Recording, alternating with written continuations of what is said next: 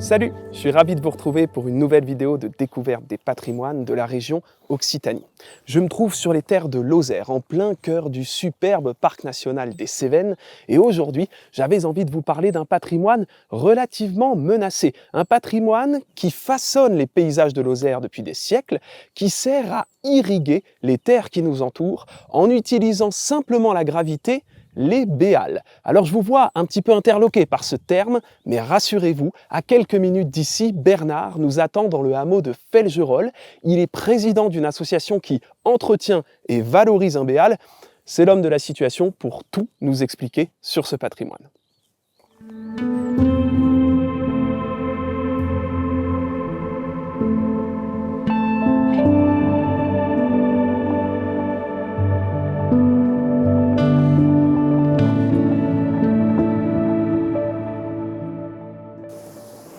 Bonjour Bernard.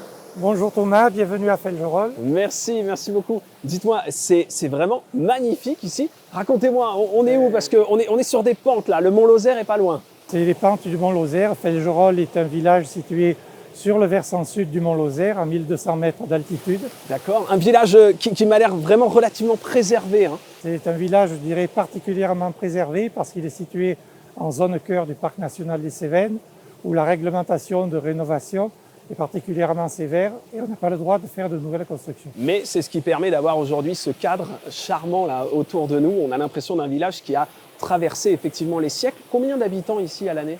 Disons, quand les familles vivaient ici, il y avait 8 à 10 feux, c'est-à-dire 8 à 10 familles d'éleveurs. Et maintenant, il y a une habitante permanente. Une seule permanente. Et quand les maisons sont occupées, maintenant essentiellement en résidence secondaire, l'été, on peut monter à période de pointe à une 20-30 personnes. 20-30 personnes, c'est pas la foule des grands jours. Vous êtes tranquille un peu toute l'année quand même, hein, on peut le dire. On est vraiment tranquille et les randonneurs qu'on croise nous disent « Ah mais ici, c'est un vrai paradis ». C'est un vrai paradis, voilà. Alors vous avez autre chose dans ce petit bout de paradis là. Vous avez ce qu'on appelle un béal. Alors on voit de l'eau là couler derrière nous. Est-ce que vous pouvez nous expliquer simplement pour commencer ce qu'est un béal? Un béal, c'est un canal d'irrigation. Donc c'est la trois fonctions, irriguer les pâtures, les prés de fauche pour rentrer du fourrage pour l'hiver. Et une autre fonction, c'est irriguer les jardins vivriers, faire pousser du bled, qui est une sorte de seigle, des pommes de terre, des oignons. Et les gens faisaient des provisions pour l'hiver parce que c'était dur d'aller faire les courses. Bien sûr. Dans la neige. La troisième fonction, là où vous avez un ancien moulin qui a été reconverti, c'est aussi d'amener l'eau du béal directement. Et oui, parce que c'est de l'irrigation gravitaire, c'est-à-dire que l'eau descend sur la pente naturellement et c'est la pression qui est en bout de pente, j'allais dire, qui va faire tourner la roue du moulin. C'est le dénivelé, c'est à peu près 1 bar tous les 10 mètres. 1 bar tous les 10 mètres, d'accord. Ouais. Et les gens n'auraient pas pu vivre sans l'irrigation. Ouais. On a des sols très rocheux, très secs. On a de petites réserves, il y a des sources, mais il y en a qui se sont un peu perdus, donc il y a des maisons qui restent encore dépendantes du béal toute l'année. C'est pour ça qu'il coule toute l'année. Donc on comprend bien que pouvoir exploiter cette ressource en eau pour la répartir sur l'ensemble du territoire, c'est là l'enjeu et c'est à ça que servent les béals depuis des siècles. Alors Bernard, il y a une dernière fonction, je sais, qui est arrivée beaucoup plus tardivement, c'est un attrait touristique hein, aujourd'hui le béal. Oui. Vous avez ici une des plus belles balades du coin. Disons, c'est un des plus beaux béals du coin. Et les gens nous demandent où est le béal, on va faire la promenade du béal tout le temps. Donc ça c'est pour le tourisme, pour faire vivre aussi le pays, parce qu'il y a beaucoup maintenant de chambres d'hôtes, de maisons d'hôtes, les commerces. C'est un patrimoine qui sert aussi... Qui est valorisé pour ça. Voilà, qui est valorisé aussi par ce développement touristique.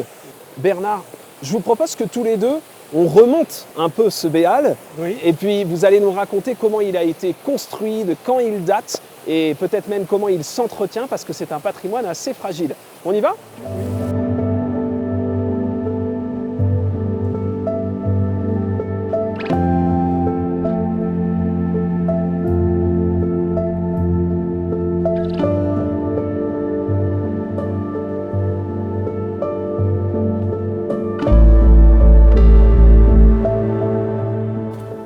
trentaine de minutes qu'on marche et on arrive ici dans cette forêt de hêtres. Le lieu est vraiment magnifique, on se sent très bien là, à l'ombre des arbres, j'allais dire, avec le Béal qui coule sur notre gauche.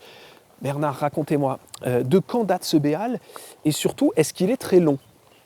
La longueur du Béal, c'est environ 2,5 km de la prise d'eau au Tarn au village de Felgerolles. D'accord. Et pour son ancienneté, on n'a pas de trace du premier coup de pioche, mais il est multiséculaire et il remonte au moins au Moyen-Âge, puisqu'il y avait des habitants ici on a un acte de 1288 où il y a déjà plusieurs familles, et la famille Felgerolles qui est encore ici est là depuis 8 ou 900 ans. Donc elle avait besoin d'eau, donc on peut effectivement attester que... Sans eau, c'est dur de vivre ici. C'est dur de vivre ici. D'ailleurs, c'est pas étonnant puisque il y a beaucoup de béals en Lozère et les plus anciens remonteraient même à avant l'an 1000, d'après ce qu'on a retrouvé dans les actes notariés. On sait aussi qu'il y en a beaucoup qui sont répertoriés sur les fameuses cartes de Cassini, ces cartes qui datent de la fin du XVIIIe siècle. Donc effectivement, celui-ci n'échappe pas à cette règle. Dites-moi Bernard, vous parliez de la prise d'eau sur le Tarn. Ça me fait penser à une chose. En fait, il y a beaucoup d'ouvrages creusés de la main de l'homme ou agencés par l'homme tout le long d'un béal, en plus de ce canal qui est creusé aussi à la main. C'est parfaitement exact. La prise d'eau, c'est un petit canal creusé de main d'homme dans le lit du Tarn, dans le granit, alors probablement au pic. À la pioche ou au pic. À la force des bras et la sueur du front. Et est-ce qu'on a d'autres ouvrages où on sent la main de l'homme un petit peu tout au long du béal? Bien, ici, on est dans la forêt, donc les berges sont toutes renforcées par des pierres et il y a des ouvrages d'art. Par exemple, il y a un pont un peu plus loin qui est un pont aqueduc qui a la particularité de permettre le passage des hommes et des bêtes, mais aussi par les pierres relevées sur le côté, de faire que les eaux de pluie et de ruissellement en sautent le béal et ne se mélangent pas avec le béal et en particulier n'apportent pas tous les débris et de bois, de feuilles que l'eau qui ruisselle peut charrier. D'accord. Alors ici, c'est un béal principal, mais il existe parfois ce qu'on appelle des béalières, c'est ça? Ce sont des canaux secondaires? Pour irriguer, le béal, c'est l'artère principale qui amène l'eau. Il y a des béalières ou des vannes qu'on ouvre pour alimenter tout un réseau de béals secondaires qui sont comme les veines ou les artères secondaires qui vont permettre d'amener l'eau sur toutes les pâtures, tous les jardins et faire que tout ce qui doit bien pousser ait sa dose à nous. Donc l'enjeu, c'est vraiment de maîtriser l'eau et de l'emmener le plus loin possible avec ces ramifications qu'on gère avec des trappes. Bon, je vous propose qu'on poursuive un petit peu la balade, Bernard, parce que je crois savoir que pour terminer notre épisode, il y a un point de vue qui vaut le détour. Ça vaut plus que le détour, c'est un de mes endroits préférés où on a un panorama magnifique sur l'Écosse et tout le reste. Donc je vous y amène. Allez, on y va.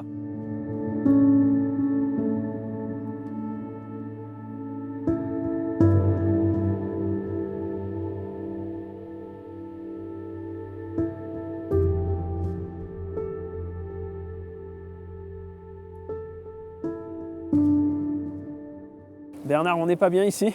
On est quasiment en haut de la promenade qui longe le Béal. Et je disais dans mon introduction tout à l'heure que c'est un patrimoine fragile, c'est un patrimoine relativement menacé.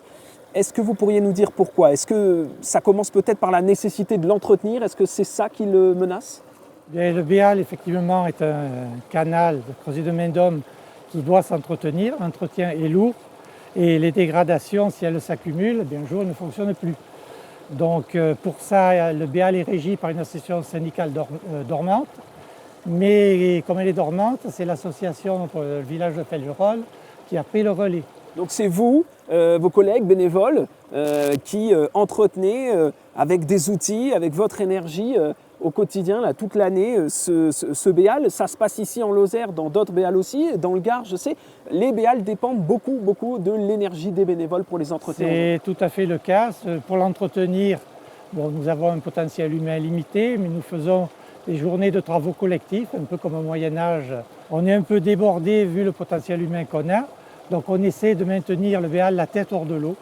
Et en pratique, il faudrait qu'on ait une grande action de rénovation tout le long du béal pour qu'on mette les fuites, etc. Et ça dépasse nos moyens humains et notre budget. Qu'est-ce qui les fragilise? On pense à la végétation le long des berges, mais peut-être lors des épisodes, les fameux épisodes Cévenol, j'imagine que ça peut les fragiliser aussi? Les épisodes de Cévenol les fragilisent pas mal, parce que comme le béal, et pour l'alimentation des maisons, est alimenté toute l'année, quand le Tarn est en crue, il entre une quantité considérable d'eau à la prise, et ça détruit les berges, ça les endommage beaucoup, et ça déborde par-dessus. Donc il faut réagencer les pierres, faire attention Voilà. effectivement aux berges, qu'elles ne s'enherbent pas. Qui vous a appris les gestes? C'est un peu sur le tas, et comme je suis aussi fils d'agriculteur, bon, il suffit de regarder ce qu'ils font et on fait la même chose. Évidemment, ça se transmet de génération en génération, comme ça, en regardant simplement. Vous parlez de l'agriculture.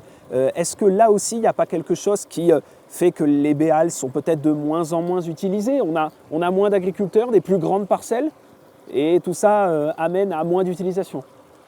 Oui, et puis il y a eu l'exode rural aussi, qui fait qu'il y avait à peu près 10 familles d'éleveurs. Petit à petit, il y en a eu de moins en moins. Et donc l'utilisation du béal, l'entretien des béals secondaires qui irriguent toutes les parcelles jusqu'en bas de la vallée, c'est de moins en moins fait. Et donc c'est un peu dormant. Et comme je dis assez souvent, ce qu'il faudrait, le béal est assoupi, il lui faudrait le baiser du prince charmant. Un éleveur motivé et dynamique pour remettre un peu tout ce système. Le ranimer, le réveiller. Voilà. Je voudrais parler avec vous d'une dernière chose, le cadre législatif qui entoure l'utilisation d'un béal. On parle là de gestion de la ressource en eau. On sait qu'il y a de plus en plus d'épisodes de sécheresse. Ça aussi, c'est quelque chose qui peut menacer l'existence des béals? Ça la menace à plusieurs titres. D'abord, la prise d'eau sur le Tarn pourrait ne pas recevoir de l'eau. Et il y a là maintenant la loi sur le débit réservé. Il faut qu'il y ait au minimum dans le Tarn, pour préserver les habitats et les espèces, 10% du débit moyen. Et 10% du débit moyen annuel, c'est parfois plus que l'étiage, c'est-à-dire le niveau minimum dans l'année dans la rivière. Donc à ce moment-là, s'il y a de l'alerte sécheresse, on ferme les béals pour qu'il y ait les 10% de débit réservé. La prise d'eau sur le Tarn sera fermée et ici, plus d'eau. Mais si on ferme là-bas ou juste à côté, on n'aura plus d'eau. Mais il y a un point particulier, c'est que le tourisme se développe, le pays vit du tourisme, et les touristes, quand ils font la promenade du béal, c'est une promenade au bord de l'eau avec le bruit de l'eau. La promenade avec le béal sans eau, c'est une perte d'attractivité touristique considérable. On pense aux touristes, on pense aussi à la biodiversité qui s'est installée le long de ces berges. On le voit, il y a beaucoup de fleurs, on retrouve toute une faune, toute une flore particulière.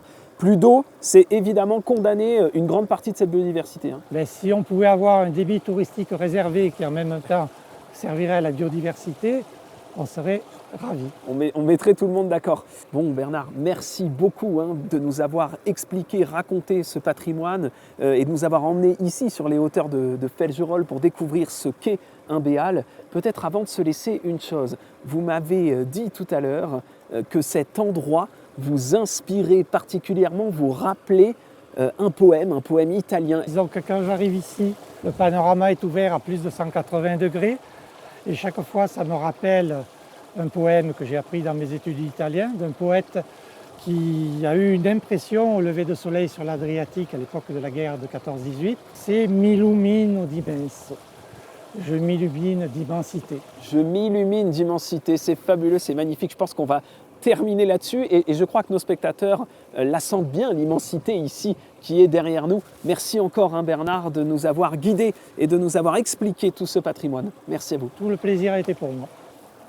Quant à vous qui nous regardez, notre épisode s'achève déjà ici.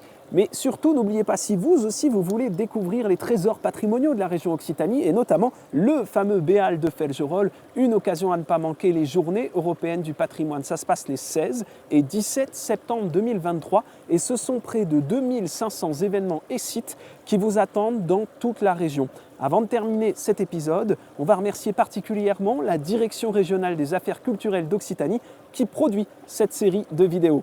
À très vite pour un nouvel épisode. Salut!